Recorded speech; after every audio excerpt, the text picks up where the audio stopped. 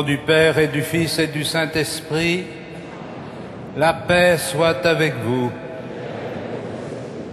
Voici le jour du Seigneur, jour de joie, jour de la résurrection. La croix a vaincu l'enfer, la vie a surmonté la mort. Rassemblés par Dieu pour faire mémoire de la résurrection du Christ, nous nous unissons à la joie de toute l'Église qui fête celui qui est son Seigneur, le ressuscité. Nous nous préparons à célébrer cette Eucharistie en reconnaissant que nous sommes pécheurs.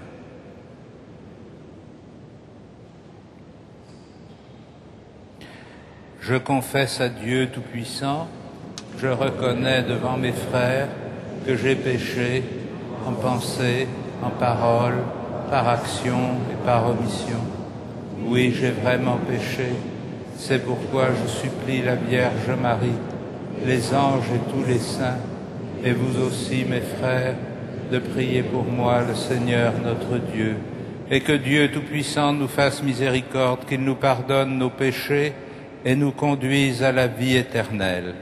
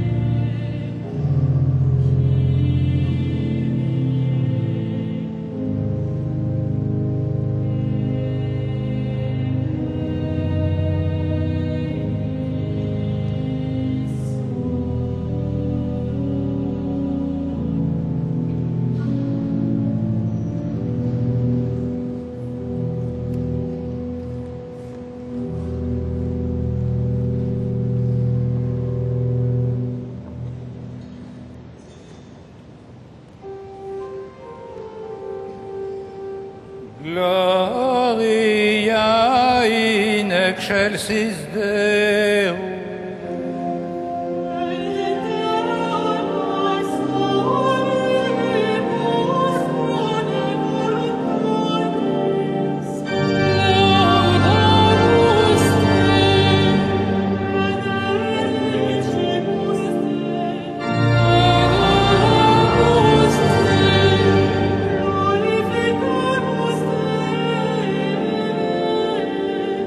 Gratias a Te.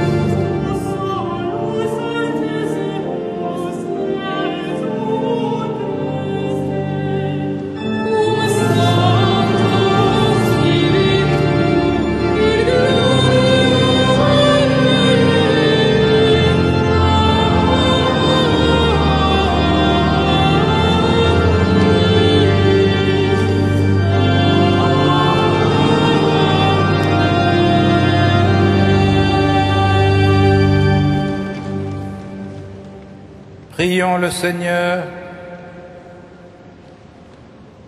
Dieu qui as envoyé ton Fils pour nous sauver, pour faire de nous tes enfants d'adoption, regarde avec bonté ceux que tu aimes comme un Père. Puisque nous croyons au Christ, accorde-nous la vraie liberté et la vie éternelle, par Jésus-Christ, ton Fils, notre Seigneur et notre Dieu, qui vit et règne avec toi et le Saint-Esprit, maintenant et pour les siècles des siècles.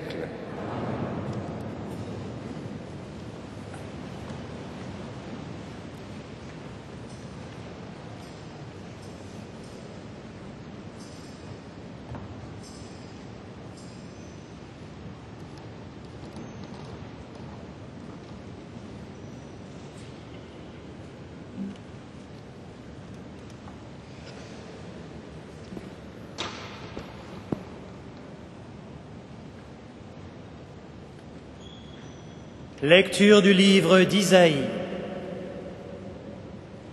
Dites aux gens qui s'affolent, prenez courage, ne craignez pas.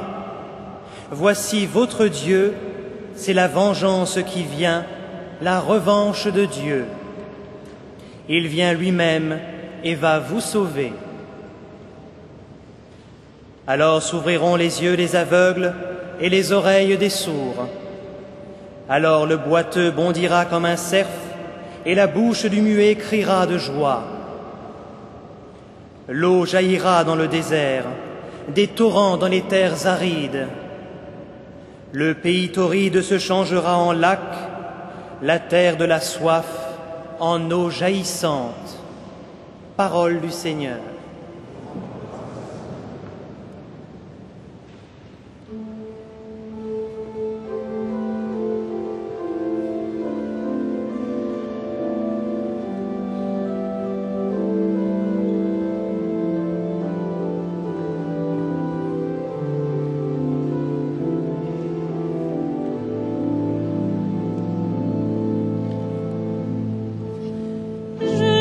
Chanterai, Seigneur, tant que je vivrai. Je te chanterai, Seigneur, tant que je vivrai. Le Seigneur fait justice aux opprimés, aux affamés il donne le pain. Le Seigneur délie les enchaînés. Je te chanterai, Seigneur, tant que je vivrai. Le Seigneur ouvre les yeux des aveugles, le Seigneur redresse les accablés, le Seigneur aime les justes. Je te chanterai, Seigneur, tant que je vivrai. Le Seigneur protège l'étranger, il soutient la veuve et l'orphelin. Le Seigneur est ton Dieu pour toujours. Je te chanterai, Seigneur, tant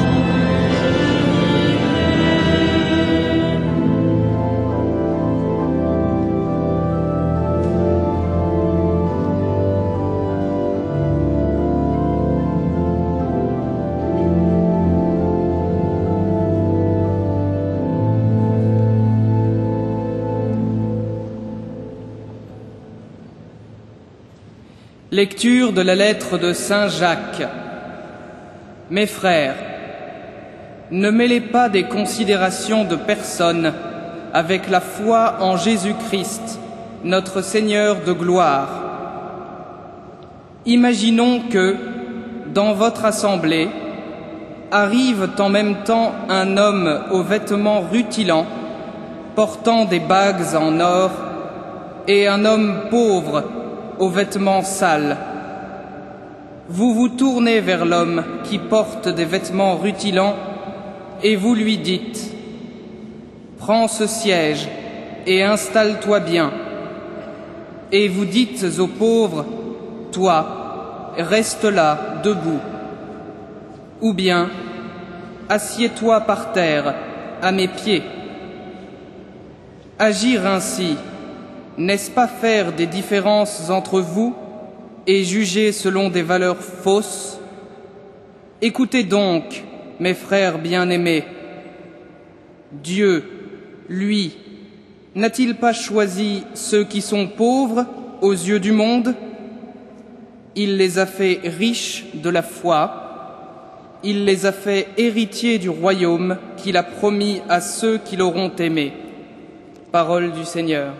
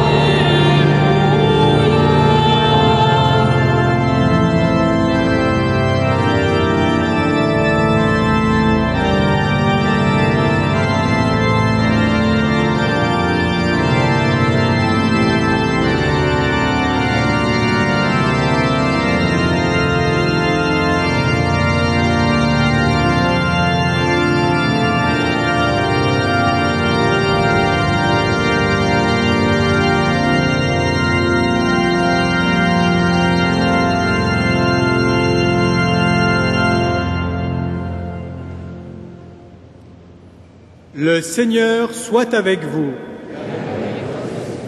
Évangile de Jésus-Christ selon saint Marc.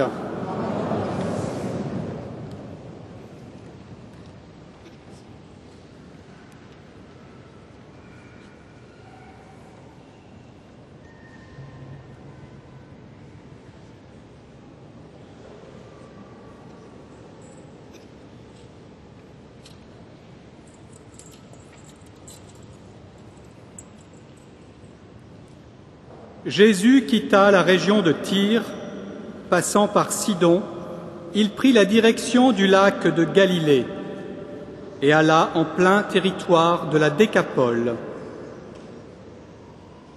On lui amène un sourd-muet et on le prie de poser la main sur lui. Jésus l'emmena à l'écart, loin de la foule, lui mit les doigts dans les oreilles et, prenant de la salive, lui toucha la langue. Puis, les yeux levés au ciel, il soupira et lui dit « Ephata », c'est-à-dire « Ouvre-toi ». Ses oreilles s'ouvrirent. Aussitôt sa langue se délia et il parlait correctement. Alors, Jésus leur recommanda de n'en rien dire à personne. Mais plus il leur recommandait, plus il le proclamait. Très vivement frappé, il disait « Tout ce qu'il fait est admirable. Il fait entendre les sourds et parler les muets. »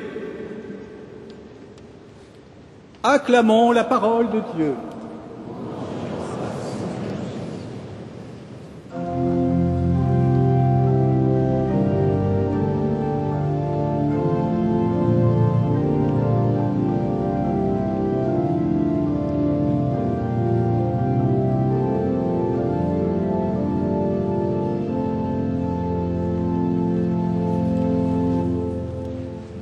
Frères et sœurs, dimanche dernier, nous avons entendu dans l'Évangile une controverse entre Jésus, les scribes et les pharisiens sur ce qui est pur et ce qui est impur. Immédiatement après cette controverse, l'évangile de Marc poursuit son récit en conduisant Jésus en terre païenne. Tyr, Sidon, les villes de la Décapole étaient considérées comme des régions à majorité païenne. Et nous devons comprendre évidemment que ce déplacement géographique, ce franchissement de frontières éclaire la discussion dont nous avons été témoins la semaine dernière. Ce qui est impur, ce n'est pas ce qui vient du dehors, mais c'est ce qui vient du cœur de l'homme. Et dans ce territoire, habité principalement par des païens, Jésus va faire un certain nombre de guérisons et de miracles qui vont manifester que pour lui, et à travers sa mission, les frontières de l'amour de Dieu dépassent les clivages historiques du peuple élu, ou plus exactement, que le dépassement des frontières du peuple élu est le signe de l'accomplissement de la mission qui a été confiée à Israël, d'être témoin de l'Alliance pour l'humanité tout entière. Ainsi, la guérison de ce sourd-muet dans les villes de la Décapole est-elle un signe qui nous invite à une lecture à plusieurs niveaux.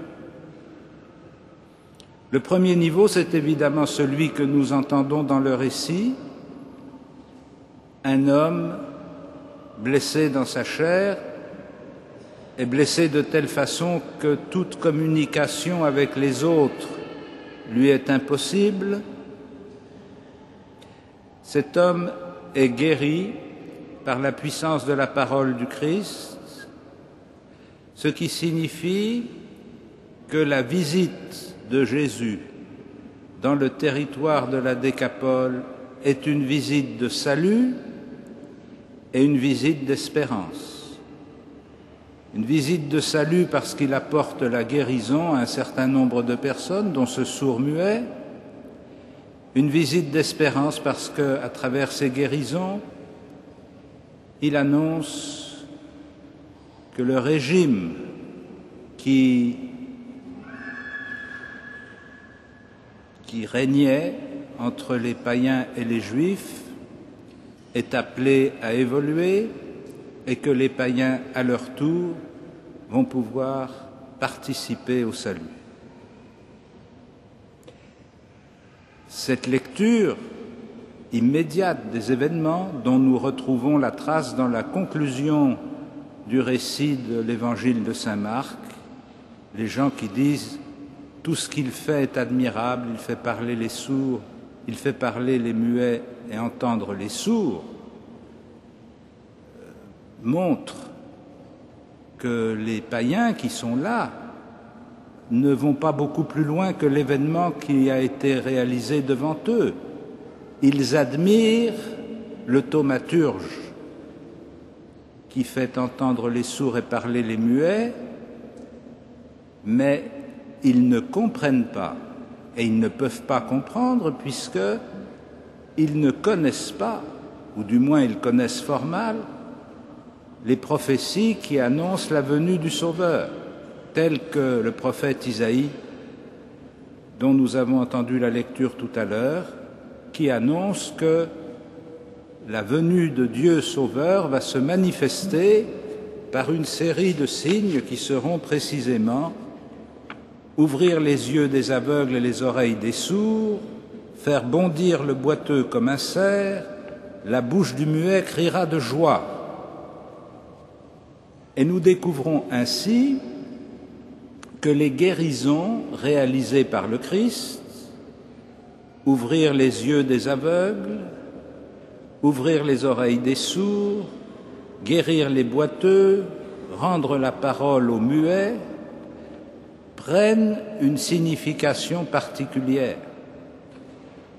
Pour le juif qui est témoin de ces événements, il ne peut pas ignorer que ces signes manifestent que Dieu vient lui-même et va vous sauver, comme le dit le prophète Isaïe. Et c'est donc le deuxième niveau de lecture auquel nous sommes invités, déchiffrer dans ces signes de salut réalisés parmi les païens l'accomplissement de la promesse qui a été faite par les prophètes. Mais il y a encore un troisième niveau de lecture qui nous est proposé, c'est celui qui nous concerne directement. Comment découvrons-nous à travers ces événements la puissance de Dieu à l'œuvre à travers la parole du Christ? Comment découvrons-nous non seulement qu'il a ouvert les oreilles du sourd et qu'il a rendu la parole aux muets, mais encore qu'il réalise la même chose pour nous, non plus au sens d'une guérison biologique, comme si nous étions sourds et muets, comme c'est malheureusement le cas pour un certain nombre de personnes, mais pour une guérison beaucoup plus profonde et spirituelle. Comment nous entendons la parole de Dieu? Comment nous annonçons la parole de Dieu? C'est le Christ lui-même qui ouvre non seulement nos oreilles pour entendre le son, mais qui ouvre les oreilles de l'esprit pour entrer dans l'intelligence de la parole. C'est non seulement le Christ qui délie la langue pour que nous soyons capables de parler, mais qui met dans notre bouche l'annonce même de la parole de Dieu. Ainsi, cette parole efficace que le Christ prononce sur le sourd muet en touchant ses oreilles et sa langue, Ephata, est une parole qui concerne chacun d'entre nous, car c'est le Christ lui-même qui ouvre nos cœurs pour accueillir la parole de Dieu, qui ouvre notre bouche pour l'annoncer. Nous avions dans l'ancien rituel du baptême, les plus anciens d'entre vous s'en souviennent sans doute, le rite qui consistait précisément à toucher l'oreille et la bouche de celui qui était baptisé pour ouvrir son cœur à la foi et pour le constituer en témoin de la foi. Qui ouvre notre cœur? Qui ouvre notre bouche? Si nous sommes devenus sourds, peut-être pas chacun d'entre nous, mais si l'humanité devient sourde à la parole de Dieu, ça n'est pas simplement en raison des difficultés des temps ou de l'hostilité des autres, c'est aussi en raison du fait qu'elle n'attend pas, qu'elle ne demande pas, qu'elle n'espère pas que Dieu peut ouvrir nos oreilles et nos cœurs. Si notre Église a tant de mal à exprimer le témoignage de la foi, ce n'est pas simplement parce que la foi est difficile à annoncer dans notre temps, elle a toujours été difficile à annoncer. Ce qui est signifié, c'est que c'est Dieu lui-même qui ouvre les bouches et les langues. C'est lui qui nous constitue comme témoins de la foi, et c'est auprès de lui, en accueillant avec confiance la parole et le geste du Christ, que nous pouvons vraiment devenir des bons auditeurs de la parole de Dieu et des bons témoins de la parole de Dieu. Si nous sommes frappés, comme l'étaient les témoins des villes de la Décapole, devant les signes que le Christ fait au milieu d'eux, si nous aussi nous sommes tentés de dire ce qu'il fait est admirable, il fait entendre les sourds et parler les muets, nous devons aussi comprendre qu'il nous fait entendre ce que Dieu veut nous dire et qu'il nous rend capables d'annoncer ce que Dieu veut dire à l'humanité. Nous rendons grâce à Dieu pour la puissance de la parole du Christ, qui ouvre nos oreilles et nos bouches, qui met dans notre bouche la parole de vie que nous avons reçue dans nos cœurs. Amen.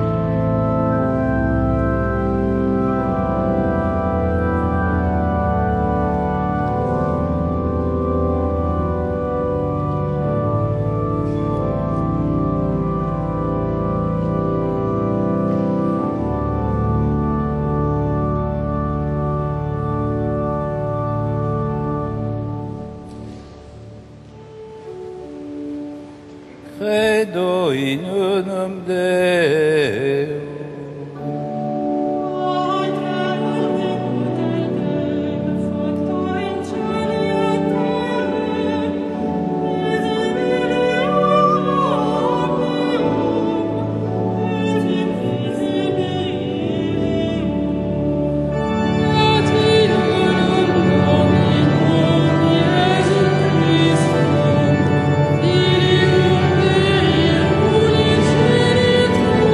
Christum,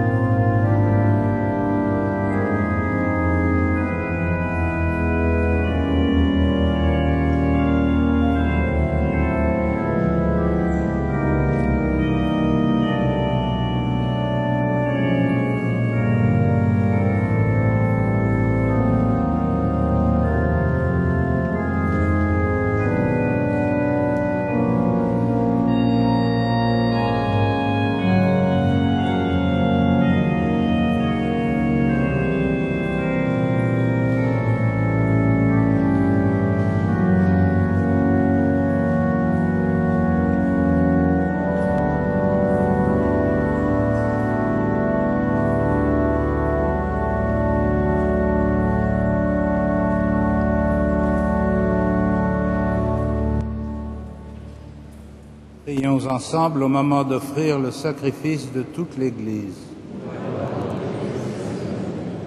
Dieu qui donne la grâce de te servir avec droiture et de chercher la paix, fais que cette offrande puisse te glorifier et que notre participation à l'Eucharistie renforce les liens de notre unité par Jésus le Christ, notre Seigneur. Le Seigneur soit avec vous. Élevons notre cœur. Rendons grâce au Seigneur notre Dieu.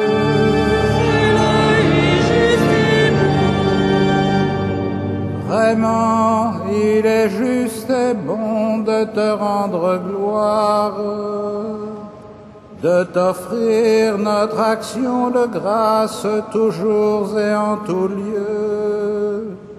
À toi, Père très saint, Dieu éternel et tout-puissant, par le Christ notre Seigneur. Dans sa pitié pour notre misère, il a voulu naître d'une femme, la Vierge Marie. Par sa passion et sa croix, il nous a délivrés de la mort éternelle. Par sa résurrection d'entre les morts, il nous a donné la vie qui n'aura pas de fin. C'est pourquoi, avec les anges et les archanges, avec les puissances d'en haut et tous les esprits bienheureux, nous chantons l'hymne de ta gloire et sans fin nous proclamons.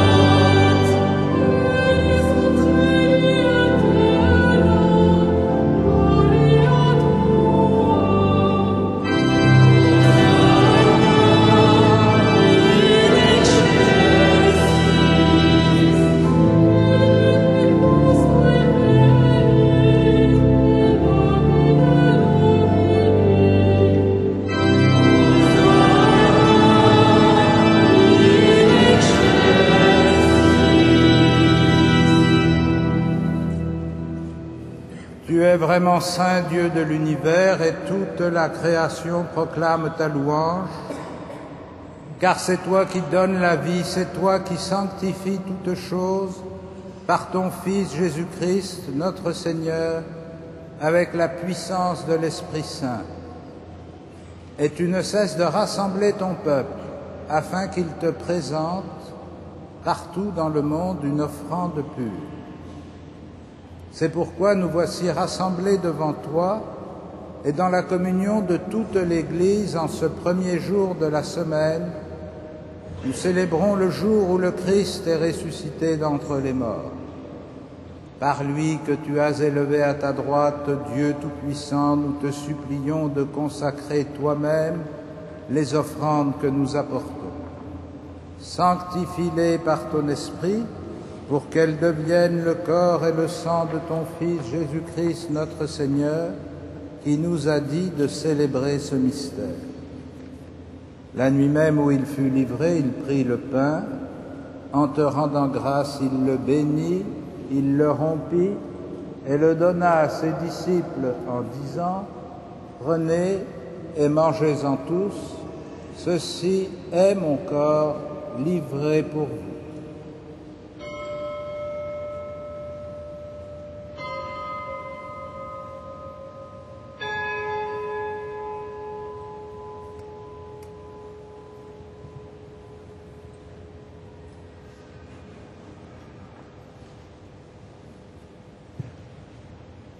De même, à la fin du repas, il prit la coupe, en te rendant grâce, il la bénit et la donna à ses disciples en disant « Prenez et buvez-en tous, car ceci est la coupe de mon sang, le sang de l'alliance nouvelle et éternelle, qui sera versé pour vous et pour la multitude en rémission des péchés. Vous ferez cela en mémoire de moi.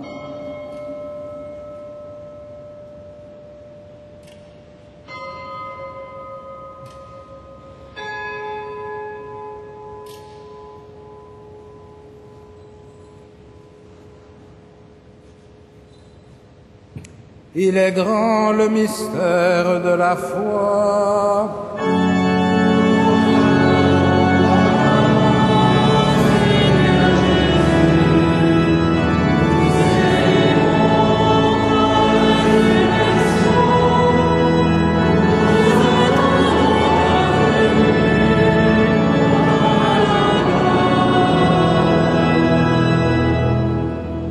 En faisant mémoire de ton Fils, de sa passion qui nous sauve, de sa glorieuse résurrection et de son ascension dans le ciel, alors que nous attendons son dernier avènement, nous présentons cette offrande vivante et sainte pour te rendre grâce. Regarde, Seigneur, le sacrifice de ton Église et daigne y reconnaître celui de ton Fils qui nous a rétablis dans ton alliance.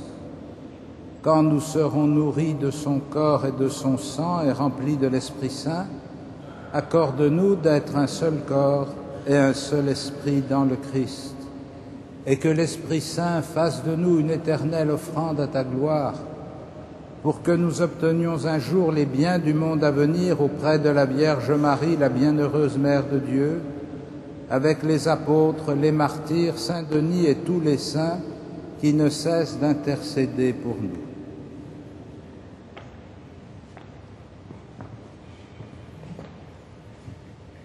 Et maintenant, nous te supplions, Seigneur, par le sacrifice qui nous réconcilie avec toi, étends au monde entier le salut et la paix.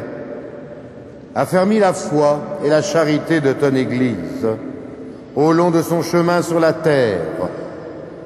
Veille sur ton serviteur, le pape Benoît, notre évêque André, ses auxiliaires, Michel, Jean-Yves et Jérôme, Éric et Renaud, l'ensemble des évêques, les prêtres, les diacres, tout le peuple des rachetés. Écoute les prières de ta famille assemblée devant toi et ramène à toi, Père très aimant, tous tes enfants dispersés. Pour nos frères et sœurs défunts, pour les hommes qui ont quitté ce monde et dont tu connais la droiture, nous te prions. Reçois-les dans ton royaume où nous espérons être comblés de ta gloire, tous ensemble et pour l'éternité, par le Christ notre Seigneur, par qui tu donnes au monde toute grâce et tout bien. Par lui, avec lui et en lui. À toi, Dieu le Père Tout-Puissant, dans l'unité du Saint-Esprit.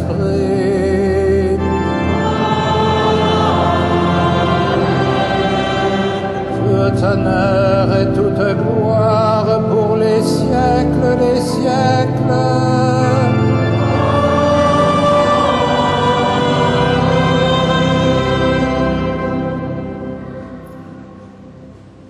Unis dans le même esprit, nous pouvons dire avec confiance la prière que nous avons reçue du Sauveur. Notre Père, qui es aux cieux, que ton nom soit sanctifié, que ton règne vienne, que ta volonté soit faite sur la terre comme au ciel. Donne-nous aujourd'hui notre pain de ce jour. Pardonne-nous nos offenses, comme nous pardonnons aussi à ceux qui nous ont offensés, et ne nous soumets pas à la tentation, mais délivre-nous du mal. Délivre-nous de tout mal, Seigneur, et donne la paix à notre temps. Par ta miséricorde, rends-nous libres du péché, rends-nous forts devant les épreuves, en cette vie où nous espérons le bonheur que tu promets, est l'avènement de Jésus-Christ, notre Sauveur.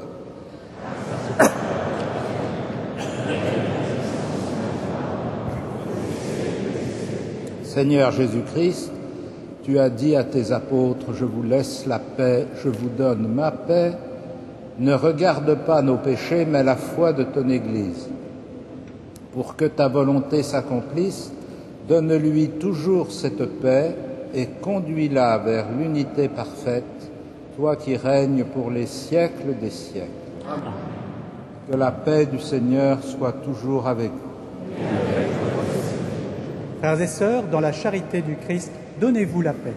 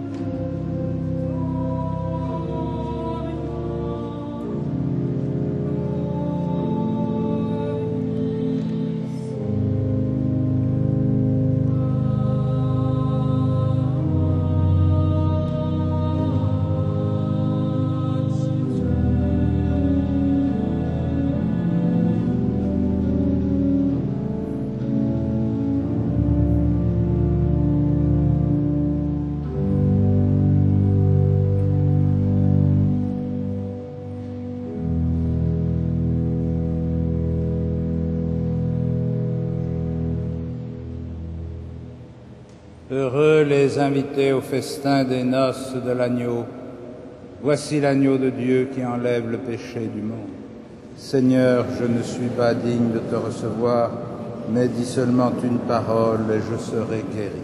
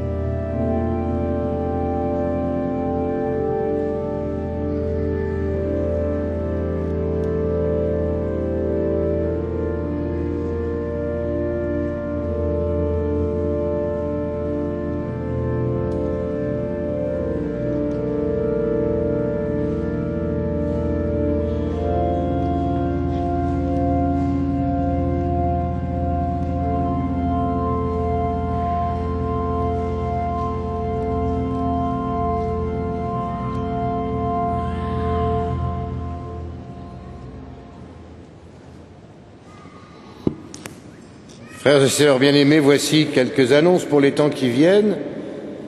Tout d'abord, et c'est le plus important, grâce à la sollicitude de notre archevêque, nous sommes tout à la joie d'accueillir 5 nouveaux chapelains et prêtres étudiants à la cathédrale.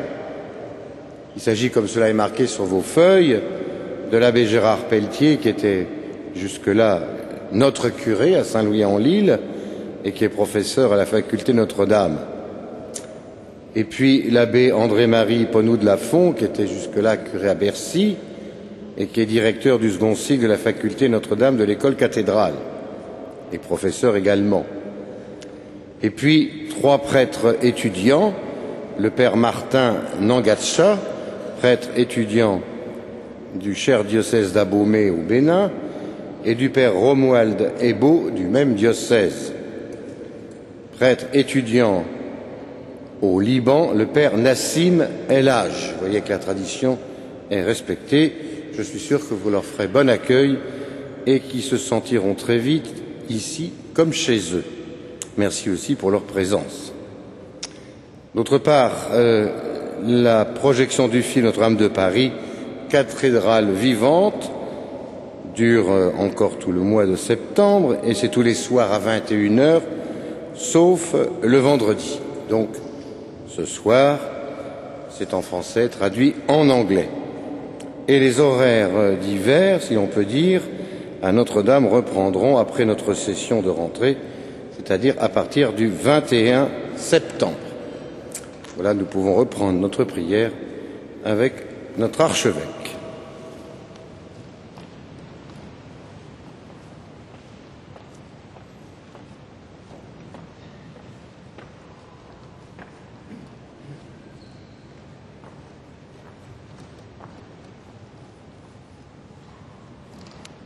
Seigneur, par ta parole et par ton pain, tu nourris et tu fortifies tes fidèles.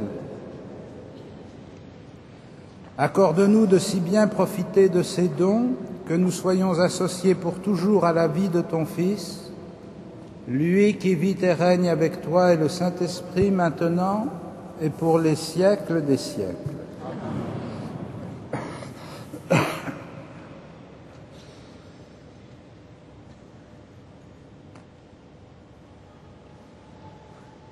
Le Seigneur soit avec vous et que Dieu Tout-Puissant vous bénisse, le Père, le Fils et le Saint-Esprit. Allez dans la paix du Christ. Nous rendons grâce à Dieu. Salve Regina.